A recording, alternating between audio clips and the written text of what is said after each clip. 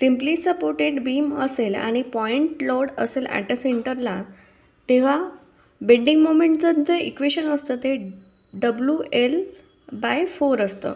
Simply supported beam width UDL, bending moment at a centre हे WL²/8 असतं. त्याचप्रमाणे simply supported beam width UDL, moment at a point UVL जर असेल तेव्हा bending मोमेंटचं equation हे WL²/9√3 असतं.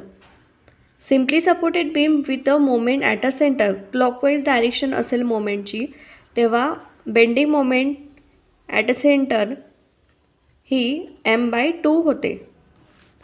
Simply supported beam with a moment at end